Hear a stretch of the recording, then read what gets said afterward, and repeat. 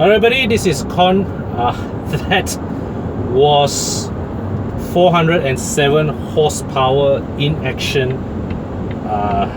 in the Volvo XC60 T8. So the Volvo XC60 T8 launched in Malaysia not too long ago.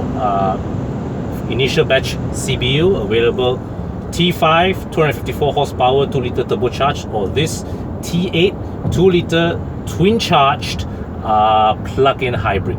Yeah. So what is the mechanical makeup of this car? You have the 2-litre twin-charged engine from the T6 range, producing 320 horsepower.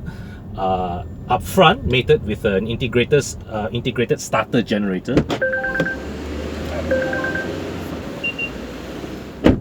Okay, then at the rear axle we have an electric motor. So all in, right? So you can say, right, actually this car is a mild hybrid engine at the front, electric at the rear, and all these things come together to give this car a combined system output of 407 horsepower. Now, of course, you can say that, you know, with hybrid cars or plug-in hybrid cars, all these combined system outputs are only valid when the hybrid module is at full charge. It means that your battery is at full charge. But here in the XC60 T8, right, okay, even if let's say like you depleted the charge of your battery, you still have 320 horsepower coming from the front wheels. Okay, think about that. Even with your battery, even if you do not have electric power at your disposal, you still have enough from the engine alone to outrun the BMW X330i. You still have enough to outrun a Mercedes GLC 250. Yeah, so this thing is properly fast. But performance was never a strong point for Volvo. We've always bought Volvos for safety, and safety is where the previous gen XC60 arguably registered its biggest strengths. Of course, the car naturally sold on good looks. It was a very handsome, very well proportioned mid-sized premium SUV. But above all, at the time of its launch, it was also the safest car. It was the safest new car you could buy in the market, and this XC60 now carries on that tradition by bringing to bear the best of Volvo's safety, active, passive, advanced safety features, whatever. So the best of Volvo's safety technologies are packed right here into the XC60. So as usual with my videos, we shall now adjourn outside for the walk around. Okay, so owners of the previous gen XC60 should find this shape pretty familiar. This is clearly an evolutionary profile from the highly successful first generation XC60 model, but now wearing the new Volvo corporate look that of course includes this distinctive Thor hammers daytime running lights. Okay, so the XC60 T8, as we know in Malaysia, comes standard with Inscription trim. You can also choose the lower spec T5 model. That one comes in Momentum trim. And yeah, so from here you can see, so you see here at the Volvo iron mark here, there's the front camera. So if you were to compare this to say a BMW M Sport front bumper, right, this is a comparatively more understated design. And see here along the side here, we've got 19-inch alloy wheels. So with compared to the overall profile of the car, they don't look too big. And here we have the charging port at the front left fender, and down here you see you run this chrome strip with the Inscription trim marker here as well, right? And keyless entry for all doors, front, rear. And come here, you notice that this shape of the tail lamp, if you look at it from the side, this really reminds us of the predecessor model. So Volvo clearly is very proud of the XC60, from the previous model to the current one. So they retain the familiar shape of this tail light. Of course, you see, when you look at it from the back, now this then reminds us of the current V90. So like its predecessor, the new XC60, very, very handsome looking car. Now we look inside the car. Okay, this XC60 has has hands-free tailgate access. So a lot of cars with hands-free tailgate access, it's very difficult to get the kick correct. So the tip here for the XC60, or even for the XC90, as I'm told, is to look for this O, okay, this part of the O, this O here, and kick right under the O. Aim your kick right under the O. Let's try it again. Yeah, so it pops up. So the sensor, okay, is a little offset to the left under the O.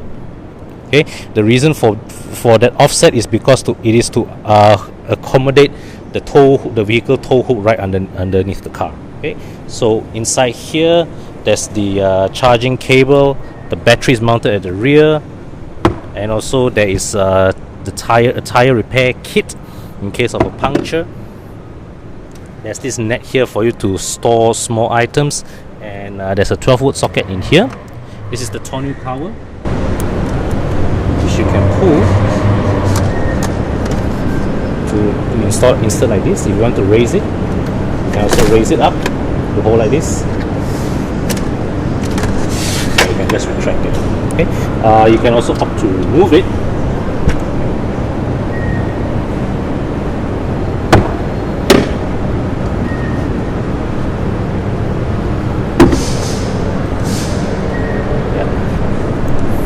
So the tonneau cover is also removable. Okay, you notice these latches here. You push this, and then to raise it up.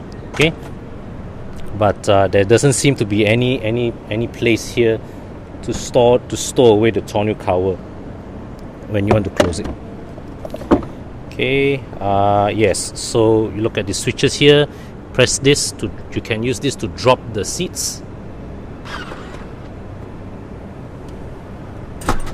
Wow, did it slow that for dramatic effect? Okay, here's the left one, drop. Oh, that one dropped a lot faster. So you see here, this is good. The load floor is pretty flat and seamless, so you can carry bulky items, and it wouldn't shake around too much. And of course, the suspension is able to raise and lower the ride height of the car. So you press this, you have to hold it to drop the ride height. Okay, press this to hold this, and raise the car again. Okay, so to close, just keep slightly offset to the left. Again, yeah, drop. Of course, you also have these buttons here to close. Okay, so let's get inside. Now you raise this up. Okay, to pull it back, or there's also this alternative way for you to lower the seat. Pull this, it drops. Okay, now let's raise this back again. Wow, it's heavy. Okay, so under here, you notice at the base of the seats, isofix mounts. This is very convenient because you raise this flap up, and it's very easy to locate the isofix mounts. This is very convenient. As a parent, I appreciate this. 3-point belt. This is mounted on the seat, so as you fold the seat down, the belt goes down with it as well. Okay, and you don't have that awkward belt that comes from the roof where you have to buckle one down here and the other side. Here's look at the armrest. Yep, so there's this little tray here. Push this out. Wow, very nice mechanism. It feels decent. Cup holder, and another lidded tray here as well. Push this up. Okay, raise this raise. Okay, and from here, I notice that I've got good leg room here. Okay, notice I've got good leg room here, and we've got decent headroom up here. So because the hybrid batteries are mounted along the center tunnel, there's no space for what you call that, rear blowers along the center console, but they do provide here along the B pillars. This is similar in design to the previous gen XC60 that followed that the layout set by the Ford E-AWD platform, which in the previous gen Mondeo and S-Max also had B pillar mounted rear blowers. Okay, this is the Inscription Plus variant. You've got this Bowers and Wilkins speaker, very visually distinctive, and this is nice. Okay, this is a lock and unlock button for the rear passengers as well. In my earlier video with the Kia Optima, so I was praising how Kia had the lock and unlock button for the front passenger seat. Here Volvo even gives it for the rear passenger as well. That's very nice. And this finish here on the door handle is also looks properly classy. Okay, so at the back, air conditioning at the back. Another point to note, you've got rear blowers, but you do not have separate zone climate control. So not a deal breaker there, but I would imagine that certain vehicles at this price range is going to start to have rear climate control as well. So let's go to the front. Okay, so let's step inside the front. Okay, if you have come from the XC90 or S90 or V90, you'll find this layout to be broadly familiar. This is the current generation Volvo cabin design, and as you can see here at the door, very nice materials. Well, this is a very conventional plastic, but it feels good to the touch. This is classy. This metallic finish is classy, as are these Bowers and Wilkins speaker covers. Very nice, adds to the sense of occasion. Step inside, and you twist this to start the engine, and that fires up the instrument cluster. Well, as you can see here, we are ready to go. Okay, even though there's no engine sound, but we're actually ready to go. Here we have this is the Volvo's current gen touchscreen, and let me just lower the fan speed so that it don't catch out our recording. Okay, so as you can see here, this cabin here, right, is a very visually simple and very high quality cabin.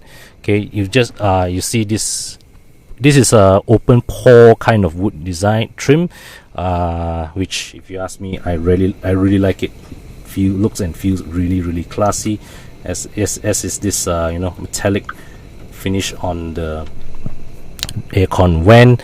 Of course, the centerpiece here is this portrait screen, which you press this button here to go back to home, and you can swipe this to access its various functions. So one of the sometimes people criticize is that there are too few buttons here, which gives to a clean visual presentation, but at the same time it takes too much of the driver's attention to operate on the move. So certain things like all this lane keeping aid, activating parking assist, all this require you to operate them at a standstill instead of on the move, because you certainly do not want to be operating such a complex screen when you are driving on the road, right? Go through some of the features. So this screen shows all the various car functions. You've got park assist, you've got the rear cross traffic alert, which you can activate or deactivate. You've got ESC sport mode, and you can activate the parking cameras. Now, Volvo's parking camera, if you look at the screen here, the resolution is pretty good. Okay, let me just get the car moving to show you.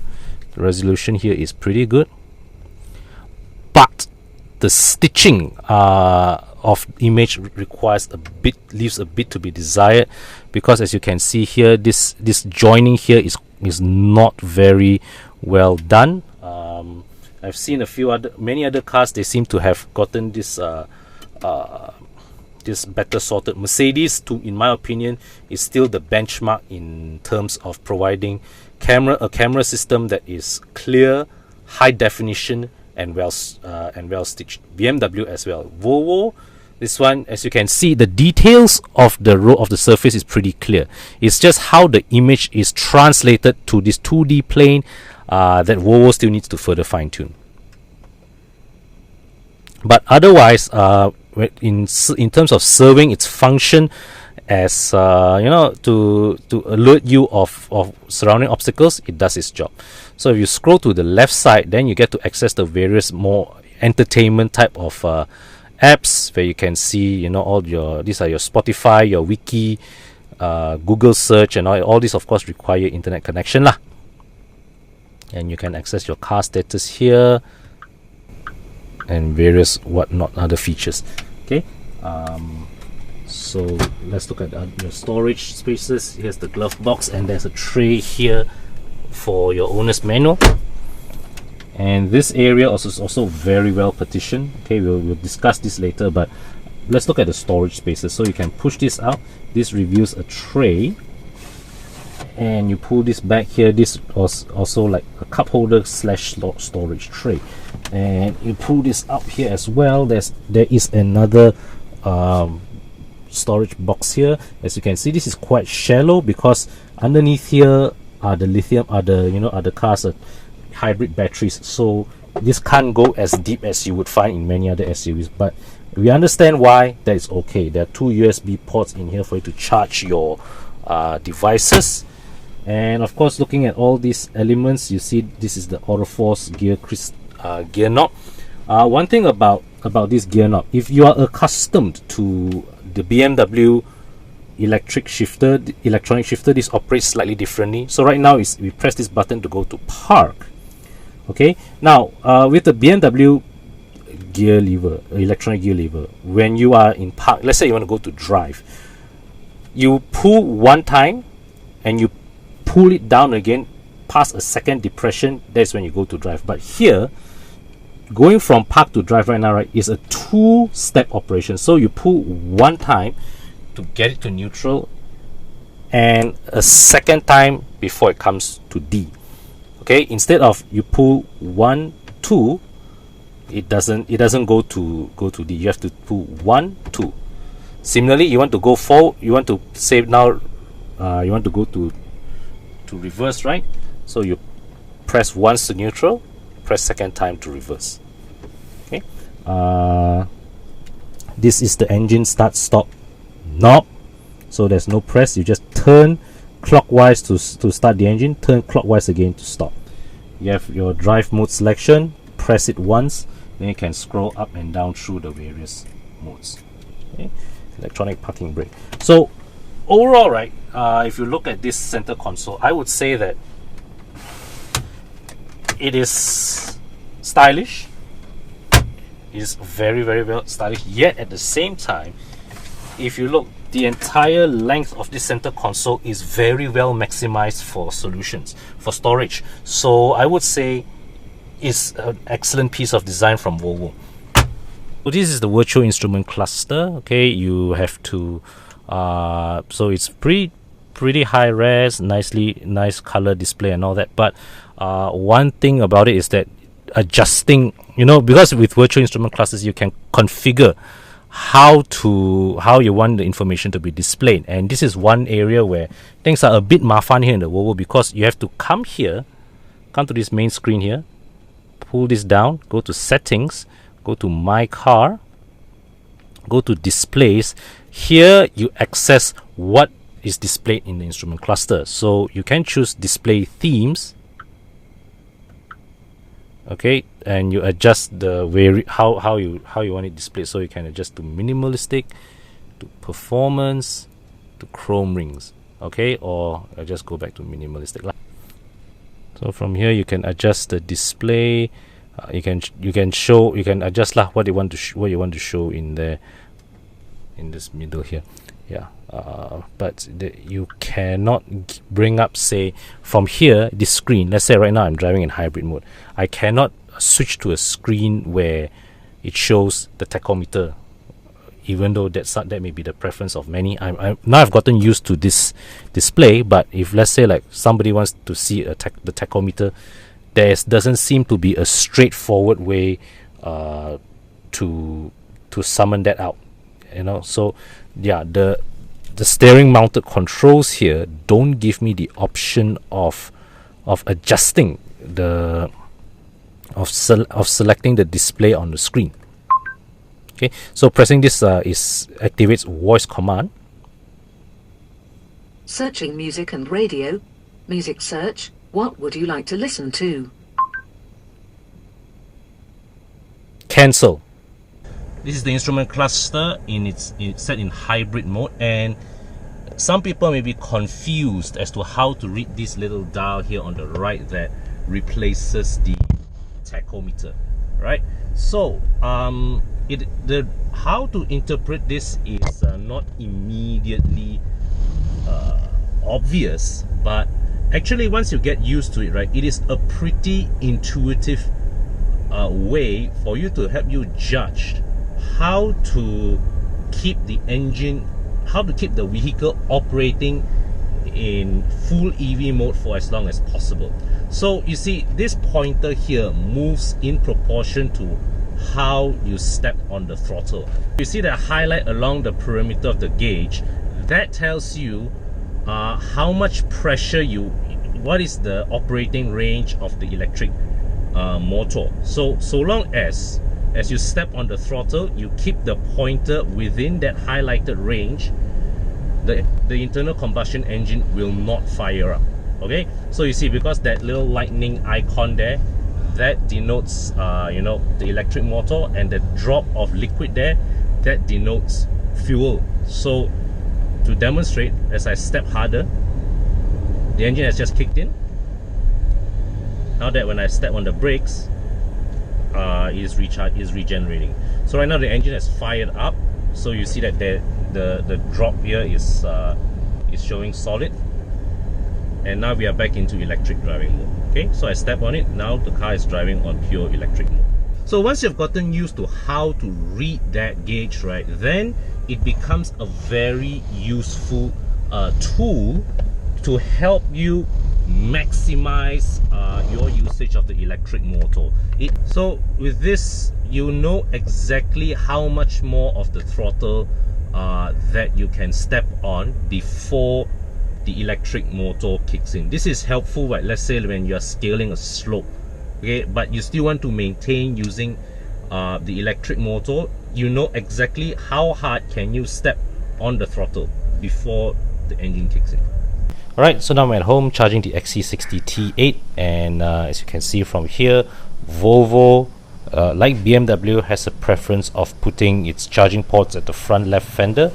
As stated before in another video, I personally, because of the layout of my house, have a preference for Mercedes style of putting their charging ports at the back of the car. So as you can see, my wall socket is at the wall, at the lower part of the wall, and yeah, so for me, the Mercedes-Benz arrangement of putting the charging port at the back of the car makes more sense to me. Then I can just reverse park the car, and the charging port is facing my socket directly. Yeah, so Volvo's charging port arrangement, okay, besides being different from Mercedes-Benz, this control box is also different. So with Mercedes-Benz and BMW PHEVs, right, you control the charging current from inside the car. So you go to your Mercedes command or your BMW iDrive, and you set what is the charging current that you want. But with Volvo, you set it directly here. So by default, it charges the car at 6 amps. You can also, of course, choose to increase it. Press this button to increase. It goes to 8 amps or 10 amps, or you can choose to increase to 10 amps. Yeah, but as a conservative measure, I charge at 6. For the record, my Ubik track here, this entire track is rated to handle 32 amps, okay, according to the official communication of this device. But I'm not so sure about the wiring that connects into this, so to be safe, I'm just setting it to charge the car at 6 amps. Of course, if your house wiring is you know that your house wiring can take it, you can charge it as high as 10 amps, but to be safe, I'm charging mine at 6 amps. Okay, now like the XC90 and the S90 and V90 that came before this, the XC60 is also underpinned by Volvo Cars' latest generation SPA platform. Okay, and this is the first appearance of the SPA platform in the 60 series model. The new S60, V60 all will come at a later date, also all underpinned by the same platform as well. Now, the engine also should require no further introduction at this stage. It is the 2-liter Drive E engine.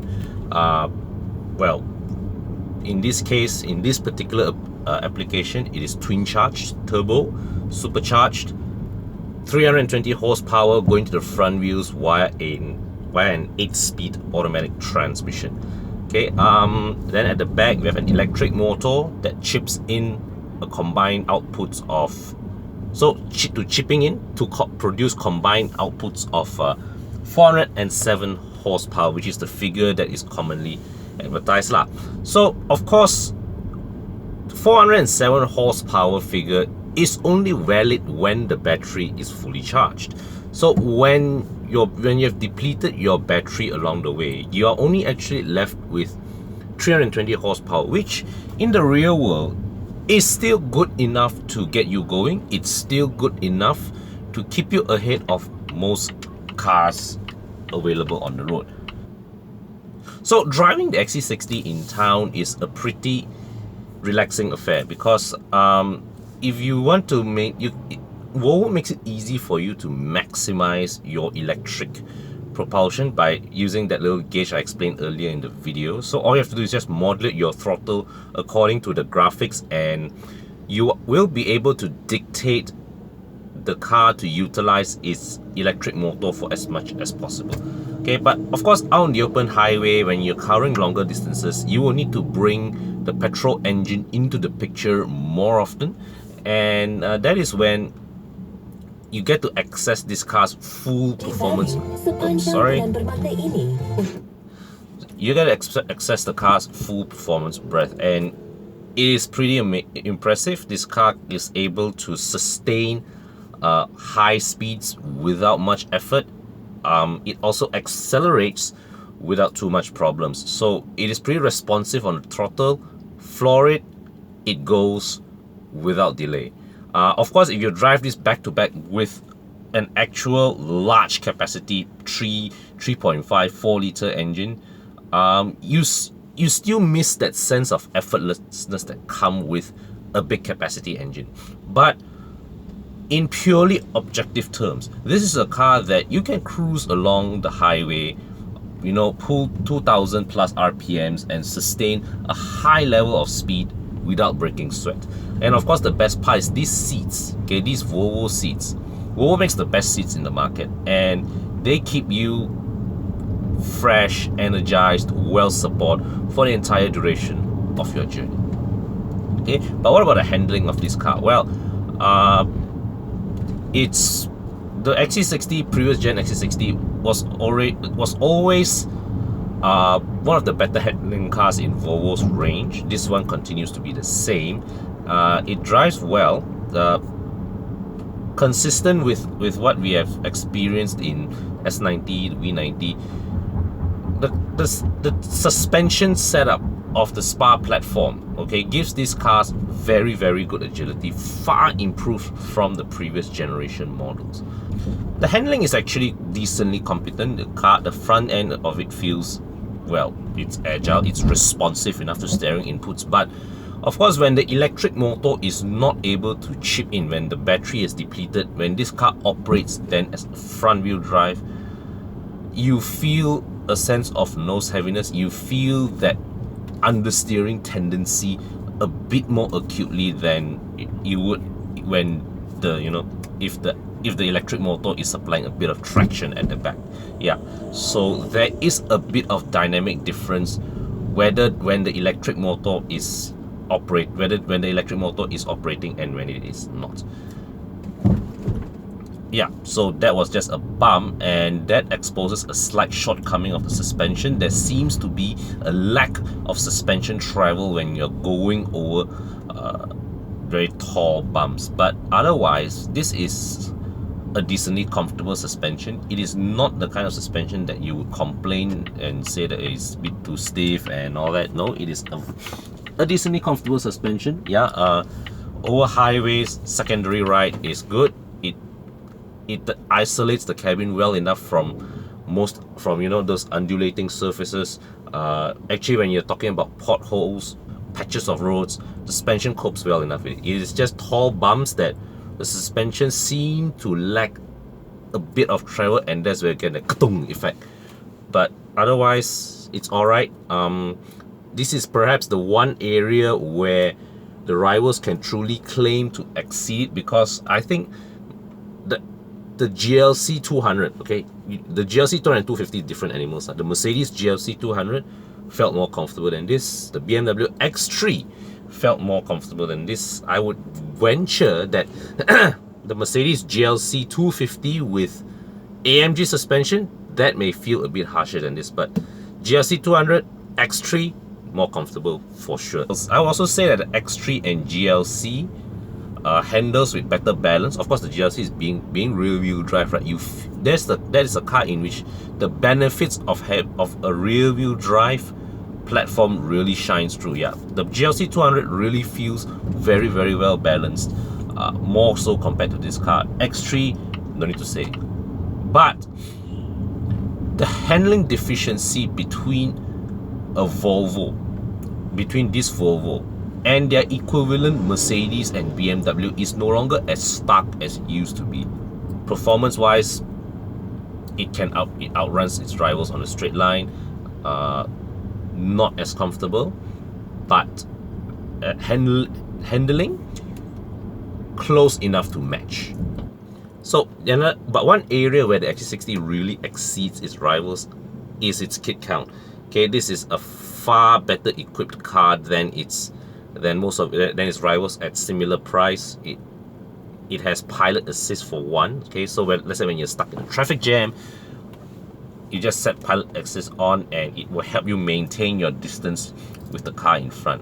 Okay, but the operative word here is assist. It is not supposed to substitute you. You're not supposed to, like, you know, set the pilot assist on and go play your phone, check your Facebook, all. No. Okay, you're still supposed to pay attention on the road.